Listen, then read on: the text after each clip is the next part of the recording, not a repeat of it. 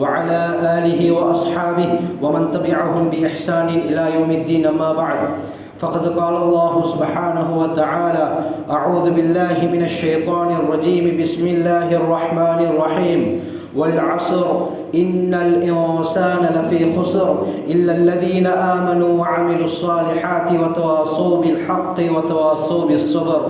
صدق الله العلي العظيم. وبالسند المتصل مني إلى الإمام الحافظ الحجة ريحانة الفقهاء أمير المؤمنين في الحديث أبي الحسين مسلم بن حجاج بن مسلم بن ورد بن قوشاد القشيري النيسابوري رحمه الله أنه قال: حدثنا أبو بكر بن أبي شيبة ويحيى بن حبيب الحارثي قال: حدثنا عبد الوهاب الثقفي عن أيوب عن ابن سيرين عن ابن أبي بكر عن أبي بكرة رضي الله عنه عن النبي صلى الله عليه وسلم قال: إن الزمان قد استدار كهيئته يوم خلق الله السماوات والأرض. السنة 12 شهرا منها 4 حرم 3 متواليات ذو القعدة وذو الحجة والمحرم ورجب مضر الذي بين جمادى وشعبان، أو كما قال عليه الصلاة والسلام. அளவற்ற அருளாளனும் நிகரற்ற அன்புடையோனும் ஆகிய எல்லாமல் அல்லாஹுக்கே அனைத்து புகழும் உரித்தாகட்டும். சாந்திவந்த மேதி வந்த சத்திய தூதர் சன்மார்க்க போதகர் சர்தாரே தோ ஆலம் தாஜுல் மதீனா ரஹ்மத்துல் ஆலமீன் இமாமுல் அம்பியா ஹைருல் பரியா எம்முயிரிலும் உயிரான உயிரிலும் மேலான கண்மணி நபிகள் நாயகம் ஸல்லல்லாஹு அலைஹி வஸல்லம் அவர்கள் மீதும் இந்த தீன் பிற்காலத்திலே வாடிய மலராக இருக்கக்கூடாது, வாடாத மலராக இருக்க வேண்டும் என்பதற்காக உயிர் தியாகங்கள் இரத்த தியாகங்கள் செய்த சஹாபாக்கள், தாபிஊன்கள், தபுஉத் தாபிஈன்கள், இந்த உலகிலே வாழுகின்ற வாழப் போகின்ற அத்தனை முஸ்லிமான முஃமினான ஆண்கள் பெண்கள் மீதும் அல்லாஹ்வின் சாந்தியும் சமாதானமும் என்றென்றும் உண்டாவதாக. புனிதமிக்க ஜும்ஆவுடைய நாளிலே இஅ்திகாஃபுடைய நியத்தில் வந்து அமர்ந்திருக்கும் அல்லாஹ்வின் நல்லடியார்களே, அல்லாஹ் சுப்ஹானஹு வ தஆலா தன்னுடைய வாழ்க்கையில் எந்த நல்ல விடயங்களை எடுத்து நடக்கும்படி கூறியிருக்கிறானோ அவற்றை முடியுமானாலோ எடுத்து நடக்கும்படியும், எவற்றை விட்டு விலகி ஒதுங்கி தவிர்ந்திருக்குமாறு கூறியிருக்கிறானோ அவற்றை விட்டு முற்றுமுழுதாக தவிர்ந்து கொள்ளுமாறும் முதலில் எனக்கும் அப்பால் உங்களுக்கும் தக்வாவை கொண்டு நல்ல உபதேசம் செய்கிறேன், ஞாபகம் ஊட்டிக் கொள்கிறேன். அருமையானவர்களே, ஒரு கண்ணியமான மாதத்திலே நாங்கள் இருந்து கொண்டிருக்கிறோம். அல்லாஹ் சுப்ஹானஹு வ தஆலா பல சந்தர்ப்பங்களை எங்களுக்கு தந்து கொண்டே இருக்கிறான். அவனுடைய நெருக்கத்தை நாங்கள் பெற வேண்டும் என்பதற்காக வேண்டி ரமலானை தந்தான். ரமலானுக்கு பின்னால துல்ஹிஜ்ஜாவுக்கு பிறகு அல்லாஹ்வுடைய மாதமான முஹர்ரமுடைய மாதத்திலே நாங்கள் இருந்து கொண்டிருக்கிறோம். இந்த மாதத்துடைய ஆரம்பத்திலிருந்து இந்த மாதத்துடைய சிறப்புகளை பற்றி நாங்கள் கேள்விப்பட்டிருக்கிறோம். அல்லாஹ் சுப்ஹானஹு வ தஆலா அதிகமான நிகழ்வுகளை இந்த முஹர்ரம் மாதத்தில் நிகழ்வித்து காட்டியிருக்கிறான். அல்லாமா இப்னு கஸீர் தஃப்சீருல் குர்ஆனில் அஸீமிலே தெளிவாக குறிப்பிடுகிறார்கள், ஹஜ்ரத் ஆதம் அலைஹிஸ்ஸலாம் சுவர்க்கத்துக்குள்ளால் நுழைவிக்கப்பட்டது இந்த முஹர்ரமுடைய மாதம். அதே சுவர்க்கத்திலிருந்து இந்த உலகத்திற்கு வெளியேற்றப்பட்டது இந்த முஹர்ரமுடைய மாதம். நூஹ் அலைஹிஸ்ஸலாம் அவர்களுடைய கப்பல் டர்க்கியில் இருக்கக்கூடிய ஜூதி மலையில் கரை ஒதுங்கியது, தரை தட்டியது இந்த முஹர்ரமுடைய மாதம். மூசா அலைஹிஸ்ஸலாம் அவர்களையும் அவர்களுடைய பட்டத்தாரையும் காப்பாற்றி ஃபிரௌனையும் அவனுடைய பட்டாளத்தையும் அல்லாஹ் செங்கடலிலே மூழ்கடித்த மாதம் இந்த முஹர்ரமுடைய மாதம். கண்ணியமானவர்களே, ஹஜ்ரத் யூனுஸ் அலைஹிஸ்ஸலாம் மீனுடைய வயிற்றிலிருந்து வெளியாக்கப்பட்டதும் இந்த முஹர்ரமுடைய மாதம். இப்படி ஏராளமான சிறப்புகளை, ஏராளமான வரலாற்று நிகழ்வுகளை இந்த முஹர்ரமுடைய மாதத்திலே அல்லாஹ் செய்வித்து காட்டியிருக்கிறான். இதே போலத்தான் முஹர்ரம் 10வது நாள் ஆஷுராவுடைய தினம், அன்றைய நாள் நாங்கெல்லாம் நோன்பு நோற்றிருந்தோம். அல்லாஹ் அந்த நோன்பை கபூல் செய்வானாக. இந்த முஹர்ரம் 10வது நாளிலும் மறைக்கப்பட்ட ஒரு கண்ணீர் வரலாறு இருக்கிறது. கண்ணியமானவர்களே, ரசூலுல்லாஹி ஸல்லல்லாஹு அலைஹி வஸல்லம் அவர்களுடைய குடும்பத்தார் அஹ்லுல் பைத்துக்கு நடந்த மிகப்பெரிய அநியாயம் இந்த முஹர்ரம் 10வது நாள் தான். ஹஜ்ரத் ரசூலுல்லாஹி ஸல்லல்லாஹு அலைஹி வஸல்லம் அவர்களுக்கு 4 பெண் குழந்தைகள் இருந்தார்கள். மொத்தம் 7 குழந்தைகள். அதிலே 4 பெண் குழந்தை. முதலாவது ஸைனப் ரலியல்லாஹு அன்ஹா ஹிஜ்ரி 9, இன்னொரு ரிவாயத்தின்படி ஹிஜ்ரி 8 இவர்களுடைய வஃபாத் ஏற்படுது. இரண்டாவது மகள் ருக்கையா ரலியல்லாஹு அன்ஹா, இவர்களுடைய வஃபாத் ஹிஜ்ரி 2 பத்ருடைய யுத்தத்திலே வெற்றி பெற்று மதீனாவுக்கு நபி அவர்கள் திரும்புகிறார்கள். மகளுடைய வஃபாத் ஏற்படுது. மூன்றாவது மகள் உம்மு குல்சூம் ரலியல்லாஹு அன்ஹா, இவர்கள் ஹிஜ்ரி 8 இவர்களுடைய மரணம் ஏற்படுகிறது. நான்காவது மகள் ஃபாத்திமா ரலியல்லாஹு அன்ஹா, ஸல்லல்லாஹு அலைஹி வஸல்லம் வஃபாத் ஆகிறதற்கு முன்னால் முதல் 3 பெண் குழந்தைகளும் மரணித்து விட்டார்கள். ஃபாத்திமா நாயகி மட்டும் தான் உயிருடன் இருந்தார்கள். இவர்களுடைய வஃபாத் நபி அவர்களுடைய வஃபாத்துக்கு பின்னால் தான் நடந்தது. இந்த பெண் குழந்தைகள்ல ஃபாத்திமா ரலியல்லாஹு அன்ஹா அவர்களோட ஸல்லல்லாஹு அலைஹி வஸல்லம் ரொம்ப இரக்கம் வைத்திருந்தார்கள். மதீனாவிலிருந்து யுத்தத்துக்கு செல்வதாக இருந்தாலும் சரி, பிரயாணம் மேற்கொள்வதாக இருந்தாலும் முதலாவது ஃபாத்திமா ரலியல்லாஹு அன்ஹாவை சந்தித்து விட்டு முத்தம் கொடுத்து விட்டு தான் பிரயாணத்தை ஆரம்பிப்பார்கள். பிரயாணத்தில் இருந்தோ யுத்தத்தில் இருந்தோ திரும்பி வருவதாக இருந்தாலும் மஸ்ஜிது நபவிக்கு போவாங்க, 2 ரக்காத் தொழுவாங்க. தன்னுடைய மனைவிமார்களுடைய வீட்டுக்கு போவதற்கு முன்னால் ஃபாத்திமா நாயகியை சந்தித்து முத்தம் கொடுத்து விட்டு தான் மனைவிமார்களுடைய வீட்டுக்கு போவாங்க. அந்த அளவுக்கு நபி அவர்கள் இரக்கம் வைத்திருந்தார்கள் ஃபாத்திமா ரலியல்லாஹு அன்ஹா அவர்கள் மீது.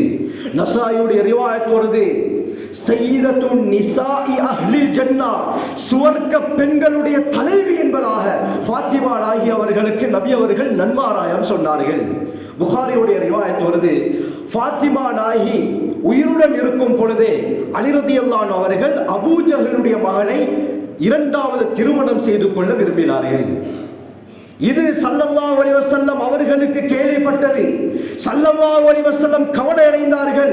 லா யஜ்தமிஉ பின்து நபியில்லாஹி வ பின்து அதுவில்லாஹ், அல்லாஹ்வுடைய தூதருடைய மகளும் அல்லாஹ்வுடைய விரோதியுடைய மகளும் ஒரே இடத்தில் ஒன்று சேர முடியாது என்று சொல்லிவிட்டு ஃபாத்திமா பித்அத்தும் மின்னி, என்னுடைய உடம்பிலே ஒரு துண்டு என்றார்கள். யார் ஃபாத்திமாவை களங்கப்படுத்துகிறாரோ என்னை களங்கப்படுத்தியதற்கு சமம், யார் ஃபாத்திமாவை நோவிக்கிறாரோ என்னை நோவிப்பதற்கு சமம் என்று சொன்னவுடன் அந்த எண்ணத்தை அலி ரலியல்லாஹு அன்ஹு கைவிட்டுட்டாங்க.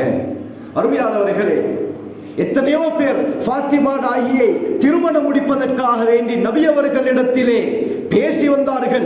அபூபக்கர் ரலியல்லாஹு அன்ஹு வந்தாங்க, உமர் ரலியல்லாஹு அன்ஹு வந்தார்கள், உஸ்மான் ரலியல்லாஹு அன்ஹு வந்தார்கள். ஆனால் அல்லாஹ்வுடைய முடிவு, ஜிப்ரீல் அலைஹிஸ்ஸலாம் இறங்குறாங்க. விதாயாவிலே இதை பற்றி இப்னு கஸீர் ரஹ்மத்துல்லாஹி அலைஹி தெளிவாக குறிப்பிட்டாங்க. அல்லாஹ்வுடைய முடிவு, அலிக்கு உங்களுடைய மகளை திருமணம் முடித்துக் கொடுங்கள். அலி ரலியல்லாஹு அன்ஹு ஃபாத்திமா நாயகியை திருமணம் முடிக்கிறார்கள். கண்ணியமானவர்களே, ஹிஜ்ரி 3வது வருடம் ஃபாத்திமா ரலியல்லாஹு அன்ஹா அவர்களுக்கு ஒரு ஆண் குழந்தை பிறக்கிறது. அந்த குழந்தை பிறந்தவுடன் அல்லாமா புகாரி ரஹ்மத்துல்லாஹி அலைஹி தங்களுடைய அதபுல் முஃப்ரதிலே இந்த விடயத்தை தெளிவாக கொண்டு வருகிறார்கள். அலி ரலியல்லாஹு அன்ஹு அவங்க எப்பயுமே யுத்தத்தில் அதிக ஈடுபாடு கொண்டவர்கள். யுத்தத்தை பற்றி தான் அவர்களுடைய சிந்தனை இருக்கும். அதனால முதலாவது குழந்தை பிறந்தவுடன் ஹர்ப் என்று பெயர் வைத்தார்கள். ஹர்ப்னு சொன்னா யுத்தம் என்ற கருத்து. நபி அவர்கள் வந்தார்கள், அரூனி இப்னி, என்னுடைய மகனை, அதாவது நபி அவர்கள் பேர குழந்தையும் மகன் என்று தான் கூப்பிடுவார்கள். என்னுடைய மகனை கொண்டு வாருங்கள், எனக்கு பார்ப்பதற்கு ஆசையாக இருக்குது. கண்ணியமானவர்களே, அந்த குழந்தை கொண்டு வரப்படுகிறது. ஸல்லல்லாஹு அலைஹி வஸல்லம் அந்த குழந்தையுடைய முகத்தை பார்த்து கேட்டார்கள், மா சம்மைத்துமு, என்ற மகனுக்கு என்ன பெயர் வச்சீங்க? அலி ரலியல்லாஹு அன்ஹு சொன்னாங்க, சம்மைத்துஹு ஹர்பன், ஹர்ப் யுத்தம் என்று நான் பெயர் வைத்தேன். நபி அவங்க சொன்னாங்க, லா, அந்த பெயர் வைக்க வேண்டாம், பல் ஹுவ ஹசன், இவருக்கு நான் ஹசன் என்று பெயர் வைக்கிறேன் என்று நபி அவர்கள் பெயர் வைத்தார்கள். ஹசன் ரலியல்லாஹு அன்ஹு ஹிஜ்ரி 3ல பிறக்கிறாங்க. அடுத்த வருடம் ஹிஜ்ரி 4 இரண்டாவது ஆண் குழந்தையை ஃபாத்திமா ரலியல்லாஹு அன்ஹா பெற்றெடுக்கிறாங்க. அந்த குழந்தைக்கும் ஹர்ப் என்று அலி ரலியல்லாஹு அன்ஹு பெயர் வைத்தார்கள். நபி அவர்கள் வந்தார்கள், ஏண்ட மகனை காட்டுங்க, என்ன பெயர் வைத்தீர்கள்? ஹர்ப் என்றார்கள். இல்ல, பல் ஹுவ ஹுசைன், இல்ல, இவருக்கு நான் ஹுசைன் என்று பெயர் வைக்கிறேன். முதல் மகன் ஹசன், இரண்டாவது மகன் ஹுசைன், இருவருக்கும் பெயர் வைத்தது முஹம்மது ஸல்லல்லாஹு அலைஹி வஸல்லம் கருத்து என்ன தெரியுமா? அழகானவர், சிறந்த முகமுடையவர் என்ற பல கருத்துக்கள் இந்த ஹசன் ஹுசைனுக்கு இருக்கிறது. கண்ணியமானவர்களே, ஆச்சரியமான பேர். ஸல்லல்லாஹு அலைஹி வஸல்லம் ரொம்ப இரக்கம் வைத்திருந்தார்கள். திர்மிதியுடைய ரிவாயத் வருது. அபூ புரைதா ரலியல்லாஹு அன்ஹு அறிவிக்கிறாங்க, ஒரு நாள் ஸல்லல்லாஹு அலைஹி வஸல்லம் இது போல மிம்பரிலே இருந்தவாறு ஹுதுபா பிரசங்கம் செய்து கொண்டிருக்கும் பொழுது ஹசன் ஹுசைன் ரலியல்லாஹு அன்ஹு இருவரும் வெள்ளை நிறத்திலே சிவப்பு கோடு போடப்பட்ட அழகிய ஆடைகளை அணிந்து சின்ன புள்ள 2 பேரும் அங்கால இங்கால ஓடி விளையாடி கொண்டிருந்தார்கள். ஸல்லல்லாஹு அலைஹி வஸல்லம் ஹுத்பா செய்து கொண்டிருக்கிறார்கள். பிரசங்கம் நடக்குது.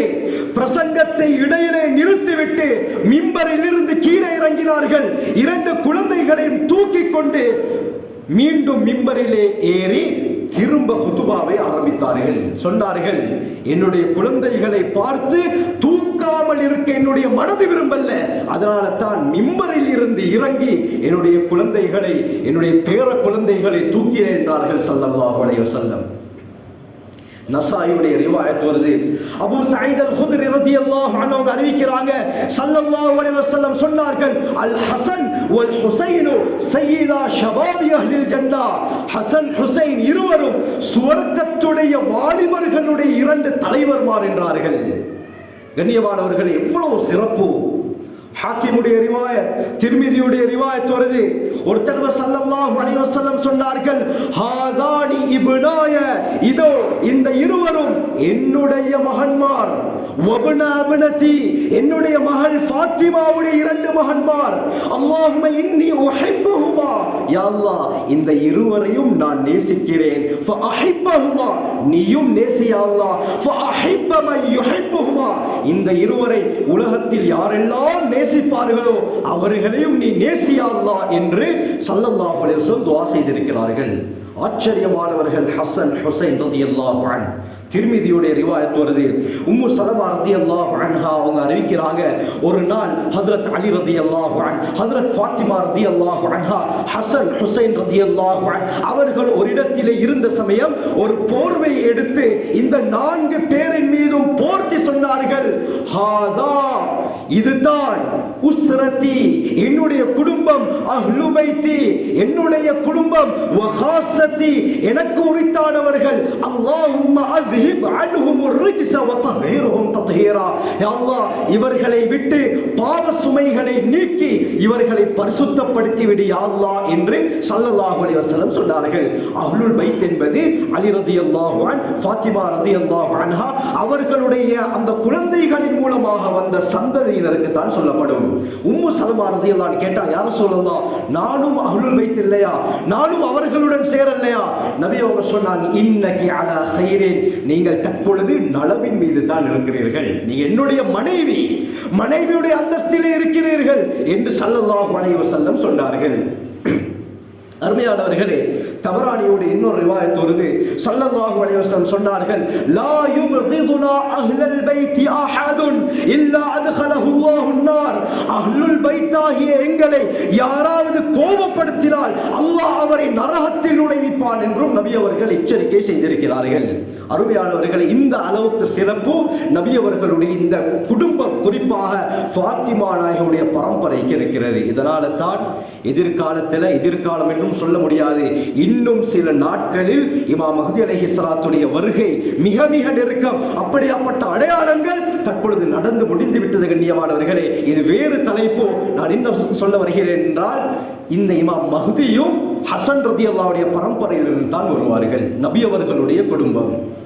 அருமையானவர்களே, இந்த சந்தர்ப்பத்தில் ஸல்லல்லாஹு அலைஹி வஸல்லம் அவர்கள் சொன்னார்கள், மிஷ்காத்துடைய ரிவாயத், சஃபீனா ரலியல்லாஹு அன்ஹா சொல்றாங்க, அல் ஹிலாஃபத்து பஅதி 30 சனத்தன், எனக்கு பின்னால் ஹிலாஃபத்துடைய ஆட்சி 30 வருடங்கள் தான் இருக்கும் என்று சொன்னார்கள்.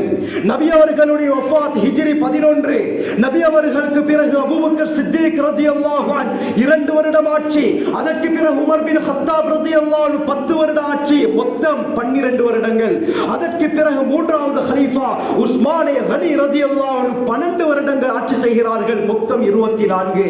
அதற்கு பிறகு அலி ரலியல்லாஹு ரலியல்லாஹு அன்ஹு 4வது கலீஃபாவாக இருந்து 5 வருடமும் 6 மாதமும் ஆட்சி செய்கிறார்கள். மொத்தமாக 29 வருடங்களும் 6 மாதங்களும். நேரம் சுருக்கமாக இருப்பதினால் முக்கியமான விடயங்களை மட்டும் நான் சொல்லிக் கொண்டு செல்கிறேன். அருமையானவர்களே, 29 வருடமும் 6 மாதமும் ஆகிவிட்டது. நபி அவர்களுடைய முன்னறிவிப்பு 30 வருடங்கள். இந்த சந்தர்ப்பத்தில் சஹாபாக்களுக்கு மத்தியில் பிரிவினை ஏற்பட்டு ஷாமிலே முஆவியா ரலியல்லாஹு அன்ஹு தனி ஆட்சி ஏற்படுத்துகிறார்கள். இராக் கூஃபாவுடைய பகுதியில் அலி ரலியல்லாஹு அன்ஹு அவர்கள் தனி ஆட்சி ஏற்படுத்துகிறார்கள். இந்த சந்தர்ப்பத்தில் அலி ரலியல்லாஹு அன்ஹு அவர்களும் கொலை செய்யப்படுகிறார்கள். அப்துர் ரஹ்மான் அல் முல்ஜிம் என்று சொல்லக்கூடிய ஹவாரிஜிகளை சேர்ந்தவன் அலி ரலியல்லாஹு அவர்களை கொலை செய்து விடுகிறார்.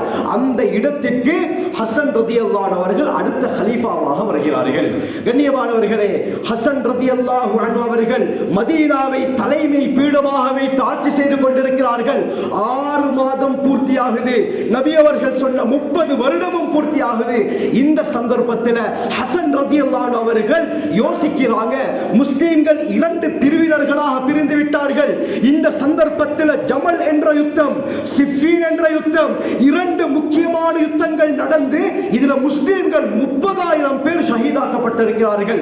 அதனால இனிமேல் இப்படி ஒன்றும் தேவையில்ல, 2 ஆட்சி இருந்தால் முஸ்லிம்களும் பிரிந்து வாழ்வார்கள் என்று சொல்லி முஸ்லிம்களுடைய நலனை கருதி, ஒற்றுமையை கருதி முஆவியா ரலியல்லாஹு அவர்களுக்கு தன்னுடைய ஆட்சியை விட்டுக் கொடுத்தார்கள். ஹசன் ரலியல்லாஹு அன்ஹு 30 வருடம் பூர்த்தி ஆகுது. நபி அவர்களுடைய முன்னறிவிப்பும் சரியாகுது. கண்ணியமானவர்களே, இப்ப உமையாக்களுக்கு ஆட்சி கைமாறுகிறது.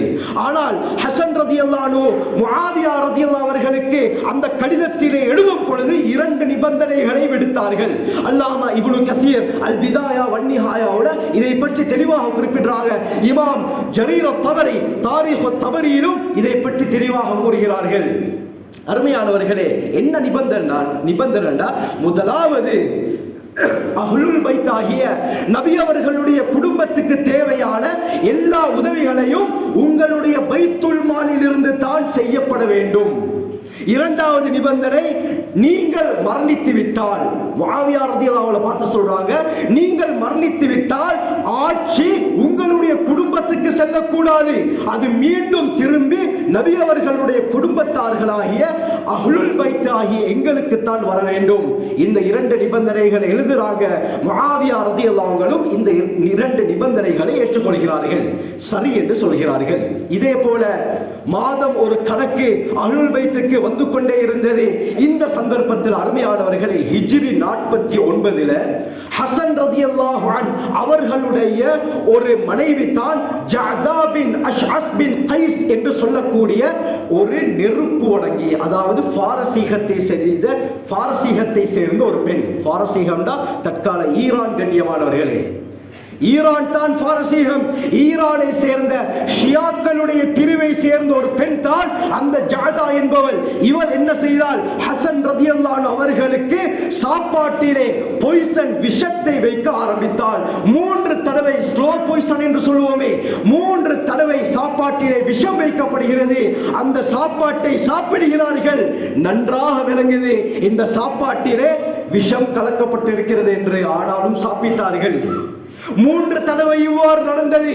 இந்த விஷம் உடம்புக்குள்ளால் ஊடுருவ ஆரம்பித்து படுக்கைக்கு தள்ளப்படுகிறார்கள். ஹசன் ரலியல்லாஹு அன்ஹு சக்கராத்துடைய சந்தர்ப்பம். ஹிஜ்ரி 49 ஹுசைன் ரலியல்லாஹு அன்ஹு வருகிறார்கள். என்னுடைய நானாவே, உங்களை இந்த நிலைமைக்கு ஆளாக்கியது யார் சொல்லுங்கள், நான் அவர்களை பார்த்துக் கொள்கிறேன். சக்கராத்திலும் ஹசன் ரலியல்லாஹு அன்ஹு சொன்ன வார்த்தை என்ன தெரியுமா? கேட்டார்கள், இந்த விடயத்தை உங்களுக்கு நான் சொன்னால் நீங்கள் அவரை கொலை செய்து விடுவீர்கள். இப்படி ஒன்று தேவையா? நான் அக்கிலுஹு இந்தல்லாஹ், அல்லாஹ்விடத்திலே இதை பற்றி நான் பொறுப்பு கொடுத்து விட்டேன். ஆகவே அல்லாஹ் பார்த்துக் கொள்வான். இந்த விடயத்திலே நீங்கள் ஒன்றும் செய்ய வேண்டாம் என்று ஹுசைன் ரலியல்லாஹு அவர்களுக்கு புத்திமதி கூறினார்கள். நபி அவர்களுடைய இரத்தம் அல்லவா கண்ணியமானவர்களே, நபியை போல தானே குணம், அஹ்லாக் பேர குழந்தைக்கு இருக்கும். அப்படியே அந்த வருத்தத்திலே ஷஹீதாகிறாங்க ஹசன் ரலியல்லாஹு அன்ஹு. ஹிஜ்ரி 49 நடக்குது. இதற்கு பிறகு சில காலம் போனதுக்கு பின்னால சில நாட்களுக்கு பிறகு ஷாம்ல முஆவியா ரலியல்லாஹு அன்ஹுடைய வஃபாத்தும் ஏற்படுது. இப்ப அக்ரிமெண்ட் அடிப்படையில் ஆட்சி அஹ்லுல் பைத்துக்கு வர வேண்டும். இப்ப அஹ்லுல் பைத்துக்கு பொறுப்பு யார்? ஹுசைன் ரலியல்லாஹு அன்ஹு. ஆனால் நடந்தது என்ன தெரியுமா? ஷாமிலே இருக்கக்கூடிய சிலர் முஆவியா ரலியல்லாஹு அவர்கள் வஃபாத் ஆனதுக்கு பின்னால முஆவியா ரலியல்லாஹுடைய மகன் யஸீதை கலீஃபாவாக நியமித்துக் கொண்டார்கள். அக்ரிமெண்ட்டுக்கு மாற்றம் நடக்குது. இந்த யஸீத் யார்? மிகப்பெரிய ஒரு கொடுங்கோலன்.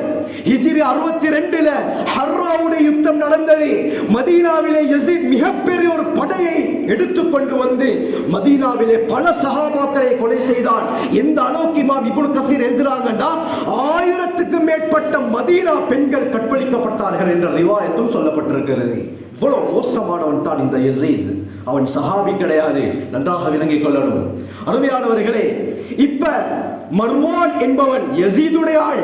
ஹுசைன் ரலியல்லாஹு அன்ஹு அவர்களிடத்தில் வந்து பயமுறுத்துகிறான். ஹுசைனே, யஸீத் தான் இப்ப கலீஃபா, நீங்க கலீஃபாவுக்கு பைஅத் செய்யணும், அவருக்கு கீழே தான் இருக்கணும், அவரை எதிர்த்தால் நடப்பது வேறு என்று ஹுசைன் ரலியல்லாஹு அவர்களை பயமுறுத்தி விட்டு செல்கிறான். இந்த சந்தர்ப்பத்தில் கண்ணியமானவர்களே, ஈராக், இதே போல ஹொராசான், யமன், ஹிஜாஸுடைய பகுதியை சேர்ந்த 40,000 பேர் ஹுசைன் ரலியல்லாஹு அவர்களுக்கு பைஅத் செய்து விட்டார்கள். இவர் தான் எங்களுடைய கலீஃபா, நாங்கள் யஸீதை ஏற்றுக்கொள்ள மாட்டோம் என்று பைஅத் செய்து விட்டார்கள். சஹாபாக்களிலும் அப்துல்லா பின் உமர், அப்துல்லா பின் அபீ பக்கர், அப்துல்லா பின் அப்பாஸ் ரலியல்லாஹு அன்ஹும் போன்ற முக்கியமான சஹாபாக்களும் யஸீதை கலீஃபாவாக ஏற்றுக்கொள்ள மறுத்துவிட்டார்கள். இந்த சந்தர்ப்பத்தில் அருமையானவர்களே, ஈராக்குடைய பகுதியில்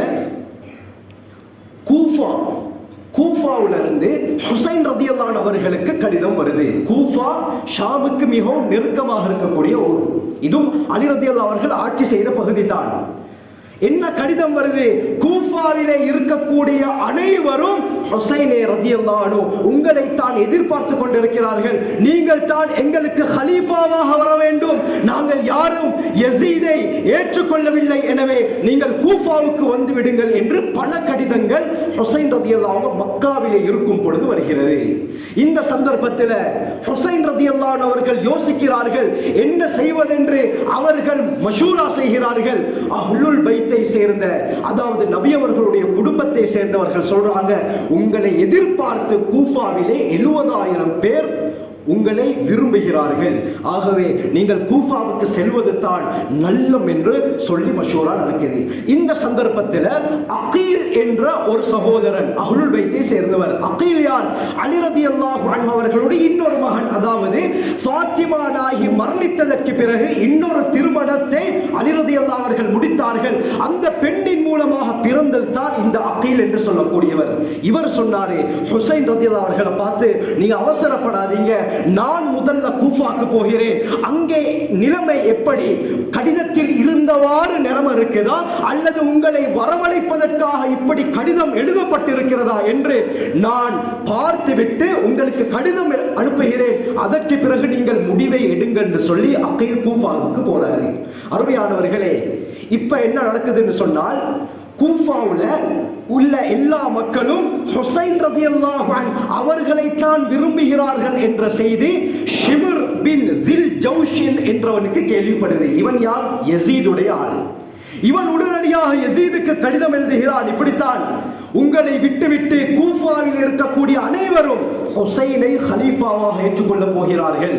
கடிதம் ஷாவுக்கு வருது. யஸீத் வாசித்து பார்க்கிறான். இந்த சந்தர்ப்பத்தில் யஸீத் என்ன தெரியுமா செய்கிறான்?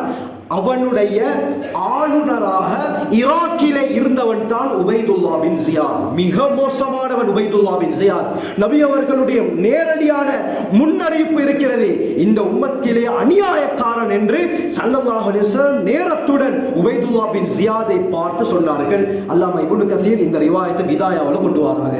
அருமையானவர்களே, இப்ப யஸீத் என்ன செய்கிறான்? உபைதுல்லா பின் ஜியாதுக்கு கடிதம் எழுதுகிறான். உன்னை நான் ஈராக்குக்கு கவர்னராக ஆக்கியிருக்கிறேன், ஆனால் தற்பொழுது கூஃபாவுக்கும் உன்னை கவர்னராக ஆக்குகிறேன். கூஃபாவிலே ஏதோ ஒரு விஷயம் நடக்குது, என்னான்னு போயிட்டு பாரு என்பதாக கடிதம் எழுதுகிறான். கண்ணியமானவர்களே, உபைதுல்லா பின் ஜியாத் கூஃபாவுக்கு வருகிறான். ஷிமரை சந்திக்கிறான். ஷிமர் நடந்த விடயத்தை எல்லாம் கூறுகிறான். ஆனாலும் இதை உறுதிப்படுத்திக் கொள்வதற்காக உபைதுல்லா பின் ஜியாத் என்ன தெரியுமா செய்தான்? இரவு நேரத்தில் ஹுசைன் ரலியல்லாஹு அன்ஹு அவர்கள் எப்படி ஆடை அணிவார்களோ அதே போன்ற ஜுப்பாவை அணிந்து அவர்கள் தலைப்பாகை கட்டுவது போல தலைப்பாகையை கட்டி ஒட்டகத்துக்கு மேலால் அமர்ந்து தலையை குனித்தவனாக, அதாவது பணிந்த நிலைமையில் கூஃபாவுடைய வீதிகளில் அப்படியே வலம் வந்தான். இருளிலே அந்த ஆடைகள் விளங்கியது, முகம் விளங்கவில்லை. வந்தது ஹுசைன் ரலியல்லாஹு அன்ஹு அவர்கள் தான் என்று சொல்லி கூஃபாவிலே இருந்த எல்லோரும் ஹஜ்ரத் ஹுசைன் ரலியல்லாஹு அன்ஹு அவர்கள் என்று நினைத்து உபைதுல்லா பின் ஜியாதை வரவேற்க ஆரம்பித்தார்கள். இந்த நேரத்தில் உபைதுல்லா பின் ஜியாதுக்கு விளங்கிருச்சு கூஃபா யஸீதுக்கு எதிராக இருக்குது. மறுநாள் காலையில் பெரும் ஒரு படையை திரட்டி கொண்டு கூஃபாவை முற்றுகையிட்டு கூஃபா வாசிகள் அனைவரையும் ஒரே இடத்திலே ஒன்று சேர்த்து வாள் முனையில் வாளை ஏந்தி அவர்களை பார்த்து சொன்னான், உங்களிலே யார் தன்னுடைய பிள்ளையை இழக்க வேண்டும் என்று விரும்புகிறாரோ, தன்னுடைய மனைவி விதவையாக்கப்பட வேண்டும் என்று விரும்புகிறாரோ, தன்னுடைய குழந்தைகள் அனாதையாக்கப்பட வேண்டும் என்று விரும்புகிறாரோ, அவர் ஹுசைனுக்கு பைஅத் செய்யட்டும் என்று சொன்னவுடன் அருமையானவர்களை அனைவரும் பயந்து யஸீதுக்கு பைஅத் செய்து விடுகிறார்கள். இந்த நேரத்தில் அகீல் என்பவர் மதீனாவில் இருந்து வந்திருக்கிறார் என்ற செய்தியும் ஷிமருக்கு கேள்விப்பட்டு உபைதுல்லா பின் ஜியாதுக்கு சொல்ல அகீலையும் தேடி கண்டுபிடித்து கொலை செய்து விட்டார்கள். இன்னா லில்லாஹி வ இன்னா இலைஹி ராஜிஊன். இந்த சந்தர்ப்பத்தில் நேரத்தோட ஒவ்வொரு வீடாக அகீல் சென்று நீங்கள் ஹுசைனுக்கு கடிதம் அனுப்பியது உண்மையா என்று கேட்க அனைவரும் ஆம் என்று சொன்னார்கள். அதற்கு பிறகுதான் ஒரு கடிதத்தை மதீனாவுக்கு அனுப்புறாங்க. கூஃபாவாசிகள் எல்லோரும் உங்களை விரும்புகிறார்கள், நீங்கள் கூஃபாவுக்கு வாங்க. அதுக்கு பொறுத்தான் இந்த சம்பவம் நடக்குது. ஆனால் அகீல் கொல்லப்பட்ட விடயம் ஹுசைன் ரலியல்லாஹு அன்ஹு அவர்களுக்கு தெரியாது. கண்ணியமானவர்களே, இந்த சந்தர்ப்பத்தில் அந்த கடிதம் வருது. இப்ப ஹுசைன் ரலியல்லாஹு அன்ஹு சொல்றாங்க, அகீலுடைய கடிதம் வந்துருச்சு, கூஃபாவுக்கு வர சொல்றாரு, வாங்க போவோம் சொல்லி நபி அவர்களுடைய குடும்பத்தை சேர்ந்த 18 பேர் உட்பட 70 பேருடன் கூஃபாவுக்கு பயணமாறாங்க. இந்த செய்தி அப்துல்லா பின் உமர் ரலியல்லாஹு அன்ஹு அவர்களுக்கு கேள்விப்படுது. மதீனாவில் இருந்து 3 நாள் தொலை தூரத்தில் இருக்கிறார்கள், இவர்கள் கூஃபாவுக்கு போக போகிறார்கள் என்ற செய்தி கேள்விப்பட்டதும் வேகமாக ஓடக்கூடிய ஒரு குதிரையிலே ஏறி 3 நாளுடைய தூரத்தை ஒரே நாளில் கடந்தார்கள். மதீனாவுக்கு வந்து சொன்னாங்க, ஹுசைனே ரலியல்லாஹு அன்ஹு, அல்லாஹ்க்காக கேட்டுக்கொள்கிறேன், கூஃபாவுக்கு போவாதீங்க, நிலைமை பயங்கரமாக இருக்குது, நிலைமை மோசமாக இருக்குது, அங்கே போனால் உங்களுடைய உயிருக்கு உத்தரவாதம் கிடையாது. ஆனாலும் சொன்னார், இல்லையே, இதோ அகீலுடைய லெட்டர் வந்திருக்குது, எங்களை வர சொல்கிறார். இல்ல, தற்பொழுது நிலைமை மோசம், போக வேண்டாம் என்று எவ்வளவு சொல்லியும் ஹுசைன் ரலியல்லாஹு அன்ஹு கேட்கல, கூஃபாவுக்கு செல்கிறார்கள். அருமையானவர்களே, கூஃபாவுக்கு செல்லும் பொழுது இடையில ஃபரஹ்ஸத் என்ற ஒரு கவிஞரை சந்திக்கிறார்கள். அரபு மதர்சாக்களில் இவர்களுடைய கவிதை அரபு இலக்கியத்திற்கு ஆதாரமாக பாவிக்கப்படுது. இந்த ஃபரஹ்ஸதை கண்டு ஹுசைன் ரலியல்லாஹு அன்ஹு கூஃபாவுடைய நிலை என்ன என்று கேட்டோட கூஃபாவுடைய நிலையை கவிதை வடிவத்தில் ஃபரஹ்ஸத் படித்து காட்டுகிறார். அதுல சொல்றார், என்னண்டா, கூஃபாவுடைய மக்களின் உள்ளங்கள் உங்களை நோக்கி இருக்கிறது, ஆனால் அவர்களுடைய உடம்புகள் யஸீதுடைய வாளை நோக்கி இருக்கிறது. அப்படின்னா என்னது? எல்லோரும் யஸீதுக்கு பயந்து வற்புறுத்தப்பட்ட நிலையில் பைஅத் செய்திருக்கிறார்கள். அது மட்டும் இல்லாமல் அகீல் கொல்லப்பட்ட விடயத்தையும் சொன்னவுடன் அஹ்லுல் பைத்தை சேர்ந்த குடும்பம் அகீலுக்காக வேண்டியாவது நாங்கள் கூஃபாவுக்கு சென்று பழிவாங்க வேண்டும் என்று சொன்னார்கள். கண்ணியமானவர்களே, சிலர் சொன்னாங்க மதீனாவுக்கு திரும்பி விடுவோம், ஆனால் நபி அவர்களுடைய குடும்பத்தை சேர்ந்தவர்கள் நாங்கள் இங்கிருந்து உடனடியாக கூஃபாவுக்கு சென்று அகீலுக்காக வேண்டி நாங்கள் போராடுவோம் என்று சொல்லி கூஃபாவுக்கு செல்ல ஆரம்பிக்கிறார்கள். அருமையானவர்களே, கூஃபாக்கு முன்னால ஈராக்குடைய பகுதியில் கர்பலா என்ற இடம் வருகிறது. கர்புன் வ பலாஉன் என்பதை சேர்த்து தான் கர்பலா என்று சொல்லப்படுகிறது. அப்படின்னு சொன்னால் கர்புன் வ பலாண்டா துயரம், கஷ்டம், சஞ்சலம், சோதனை என்பது இதற்கு கருத்து. இந்த இடத்திலே ஷிமர் ஹுசைன் ரலியல்லாஹு அவர்களை தடுத்து நிறுத்துகிறார். இந்த சந்தர்ப்பத்தில் ஷிமர் நீங்கள் யஸீதுக்கு பைஅத் செய்ய வேண்டும், அவரை கலீஃபாவாக ஏற்றுக்கொள்ள வேண்டும், இல்லாவிட்டால் உங்களை இங்கிருந்து நாங்கள் போக விட மாட்டோம். ஹுசைன் ரலியல்லாஹு அன்ஹு சொன்னாங்க, நான் யஸீதுக்கு பைஅத் செய்ய தயார், அவனை கலீஃபாவாக நான் ஏற்றுக்கொள்கிறேன். பிறகு ஷிமர் சொன்னான், உபைதுல்லாஹ் பின் ஜியாதுக்கும் நீங்கள் பைஅத் செய்ய வேண்டும். ஹுசைன் ரலியல்லாஹு அன்ஹு சொன்னாங்க, யஸீத் கலீஃபா, பைஅத் செய்கிறேன். உபைதுல்லாஹ் பின் ஜியாத் யார், அவனுக்கு நான் ஏன் பைஅத் செய்ய வேண்டும் என்று மறுத்துவிட்டார்கள். ஷிமர் இதை உபைதுல்லாஹ் பின் ஜியாதிடம் போய் சொன்னவுடன் அவன் கோபமடைந்து, எனக்கு பைஅத் செய்ய மறுத்தாரா, அவருக்கு நான் ஒரு பாடத்தை புகட்டுகிறேன் என்று சொல்லி யஸீதுக்கு ஒரு கடிதத்தை எழுதுகிறான். இப்படித்தான் உங்களுக்கு பைஅத் செய்ய மறுக்கிறார் ஹுசைன். ஆனால் ஹுசைன் ரலியல்லாஹு அன்ஹு பைஅத் செய்ய விரும்பினார்கள் யஸீதை. ஆனால் தனக்கு பைஅத் செய்ய மறுத்ததினால யஸீதுக்கும் இவர் பைஅத் செய்யவில்லை என்று ஒரு கடிதத்தை எழுதி யஸீதுக்கு அனுப்புகிறார். கண்ணியமானவர்களை, யஸீத் சொன்னான், அப்படியா, நீங்களே பார்த்து ஏதாவது செய்து கொள்ளுங்கள் என்று சொன்னான். இந்த நேரத்தில் தான் கண்ணியமானவர்களே, கர்பலாவிலே அனைவரும் முற்றுகையிடப்படுகிறார்கள். உபைதுல்லாஹ் பின் ஜியாத் பெரும் ஒரு படையை திரட்டுகிறான். அதிலே உமர் இப்னு சஅத் என்பவனை படை தளபதியாக ஆக்குகிறான். 70 பேரையும் அதே இடத்திலே கொன்று குவித்தார்கள். கண்ணியமானவர்களே, ஆஷூராவுடைய தினத்திலே இது நடந்தது. 70 பேரும் கொன்று குவிக்கப்பட்டார்கள். இதிலே 18 பேர் நபி அவர்களுடைய குடும்பத்தை சேர்ந்தவர்கள். ஹுசைன் ரலியல்லாஹு அன்ஹு அவர்கள் சொன்னார்கள், தொழுகையுடைய நேரம் நெருங்கிவிட்டது, தொழுவதற்காவது எனக்கு அனுமதி தாருங்கள், அதற்கு பிறகு உங்களுடைய சண்டையை வைத்துக் கொள்வோம். ஷிமர் சொன்னார், அதற்கெல்லாம் இங்கே நேரம் கிடையாது, ஒன்று நாங்கள் அல்லது நீங்கள் என்று சொன்னவுடன் என்ன நடந்தாலும் பரவாயில்ல, நான் தொழுகையில் ஈடுபட வேண்டும் என்று தொழுகையில் ஈடுபட்டார்கள். கண்ணியமானவர்களே, அத்தஹியாத்தில் இருக்கும் பொழுது அஹ்லுல் பைத்தை சேர்ந்த அப்துர் ரஹ்மான் என்ற 2 வயது குழந்தை ஹுசைன் ரலியல்லாஹு அன்ஹு அவர்களுடைய தாடியை பிடித்து விளையாடி கொண்டிருந்தது. இந்த நேரத்தில் கண்ணியமானவர்களே, அனஸ் அன்-நஹஇ என்று சொல்லக்கூடியவன் ஒரு அம்பை விடுகிறான். அந்த அம்பு நேரடியாக ஹுசைன் ரலியல்லாஹு அன்ஹு அவர்களுடைய நெற்றியிலே பட்டு அப்படியே துளைத்துக் கொண்டு செல்கிறது. அந்த இரத்தம் அந்த 2 வயது குழந்தையின் மேலில் அப்படியே படுகிறது. கண்ணியமானவர்களே, சரிந்து விழுகிறார்கள். தொழுகையுடைய சந்தர்ப்பத்திலே நபி அவர்கள் 7 வானத்தை தாண்டி அல்லாஹ்வை சந்தித்த தொழுகையை கிஃப்டாக எடுத்து வந்தார்கள்.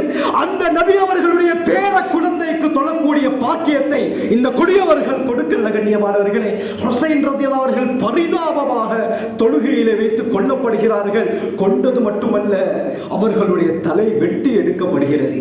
70 பேருடைய தலைகள் வெட்டி எடுக்கப்பட்டு ஒவ்வொரு தட்டிலே அந்த தலை வைக்கப்பட்டு ஒரு போர்வையிலே போர்த்தி உபைதுல்லாஹ் பின் ஜியாத் இடத்திலே கொண்டு போய் கொடுக்கிறார்கள். உபைதுல்லாஹ் பின் ஜியாத் ஒரு போர்வையை தூக்கி பார்த்தால் ஹுசைன் ரலியல்லாஹு அன்ஹுடைய முகம் இருக்கிறது.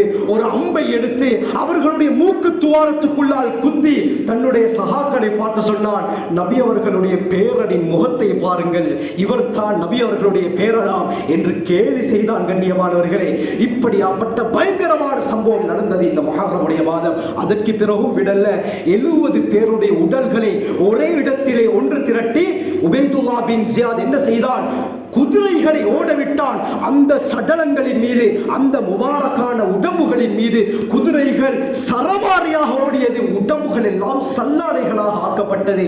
அந்த ஆடைகள் எல்லாம் நிர்வாணமாக எல்லாம் கலட்டப்பட்டு அந்த 70 உடம்பும் நிர்வாணமாக்கப்பட்டது. அதற்கு பிறகுதான் குதிரைகளை ஓட வைத்து 70 பேருடைய உடலையும் சல்லடை போல ஆக்கினான். கண்ணியமானவர்களே, இந்த நேரத்தில் அஹ்லுல் பைத்தை சேர்ந்த பெண்கள் படித்தார்கள், ஹுசைனுடைய அஹ்லுல் பைத்துடைய ஆடைகள் கலட்டப்பட்டது, ஆனாலும் கர்பலாவுடைய தூசிகள் ஹுசைனுக்கு ஆடையாக மாறியது என்பதாக அழுத வண்ணம் அவர்கள் படித்தார்கள். இது ஹிஜ்ரி 61 முஹர்ரம் மாதம் 10வது நாள் நடக்குது. கண்ணியமானவர்களே, ஒரே ஒரு விடயத்தை மட்டும் சொல்லிக்கொண்டு என் ஹுத்பாவை முடித்துக் கொள்கிறேன். இந்த சந்தர்ப்பத்தில் திர்மிதியில் வருது, சல்மா என்ற பெண்மணி கூறுறாங்க, நான் உம்மு சலமா ரலியல்லாஹு அன்ஹா வீட்டுக்கு சென்றேன். உம்மு சலமா ரலியல்லாஹு அன்ஹா என்ன செய்தார்கள், அழுது கொண்டிருந்தார்கள். மாயுபுகீகி, உங்களை அழவைத்தது எது, ஏன் இப்படி அழுது கொண்டிருக்கிறீர்கள் சொன்னார்கள். இப்பொழுது தான் நான் ரசூலுல்லாஹி ஸல்லல்லாஹு அலைஹி வஸல்லம் அவர்களை கனவிலே கண்டேன். நபி அவர்களுடைய தலை பரட்டை அடைந்ததாக, உடம்பெல்லாம் தூசி படிந்ததாக இருந்தது. யா ரசூலல்லாஹ், என்ன கோலம் இது என்று நான் கேட்டேன். நபி அவர்கள் சொன்ன பதில் என்ன தெரியுமா, இப்பதான் ஹுசைனுடைய ஜனாசாவிலே கலந்து நடந்து விட்டு வருகிறேன் என்றார்கள் ஸல்லல்லாஹு அலைஹி வஸல்லம். எழுந்து பார்த்தால் உண்மைக்குமே ஷஹீதாக்கப்பட்ட விடயம் கேள்விப்பட்டது, இதனால் தான் அழுது கொண்டிருந்தேன் என்றார்கள். திர்மிதி முஸ்னத் அஹ்மதுடைய ரிவாயத். இப்னு அப்பாஸ் ரலியல்லாஹு அன்ஹு சொல்றாங்க, நான் வளமையாக கைலூலா பகலுடைய நேரத்திலே தூங்குவேன். அந்த தூக்கத்திலே நபி அவர்களை கண்டேன். ஒரு பொட்டில்ல ஸல்லல்லாஹு அலைஹி வஸல்லம் ஒரு பூமியிலே இருந்த இரத்தத்தை வலித்து அந்த பொட்டிலே ஊத்தி கொண்டிருந்தார்கள். மாஹாதத்தம் யா ரசூலல்லாஹ், அல்லாஹ்வின் தூதரே, இது யாருடைய இரத்தம், ஏன் இவ்வாறு செய்கிறீர்கள் சொன்னார்கள். தம் ஹுசைன் குத்தில ஃபீ கர்பலா, இது ஹுசைனுடைய இரத்தம், கர்பலாவிலே இப்பொழுது தான் கொல்லப்பட்டிருக்கிறார், அவருடைய இரத்தம் வீணாகிவிடக் கூடாது என்பதற்காக இந்த இரத்தத்தை நான் வலித்து ஊத்திக் கொண்டிருக்கிறேன் என்றார்கள். திடுக்கிட்டு எழுந்தேன். விசாரித்து பார்த்தால் கர்பலாவிலே ஹுசைன் கொல்லப்பட்டது உண்மையானது. இப்படியாப்பட்ட பயங்கரமான சம்பவம், நபி அவர்களுடைய குடும்பத்துக்கு இழைக்கப்பட்ட அநியாயம் நடந்தது இந்த முஹர்ரமுடைய மாதம், ஆஷூராவுடைய தினம், ஹிஜ்ரி 61 கண்ணியமானவர்களே. ஆகவே இப்படியாப்பட்ட ஒரு ரகசியமான வரலாறை அல்லாஹ் மறைத்து வைத்திருக்கிறான் இந்த முஹர்ரமுடைய மாதம். ஆகவே அல்லாஹ் சுப்ஹானஹு வ தஆலா எங்களுடைய ஈமானை உறுதியாக்குவானாக. நபி அவர்களுடைய குடும்பத்துக்கு என்ன அநியாயம் நடக்குதோ இதே போலத்தான் இன்று காசாவிலே அநியாயம் நடக்குது, அவர்களையும் பாதுகாப்பானாக. ஆகவே நாம் நம் வாழ்க்கையை சிறந்த முறையில் அமைத்துக் கொள்ள வல்ல அல்லாஹ் நம் அனைவருக்கும் கிருபை செய்வானாக.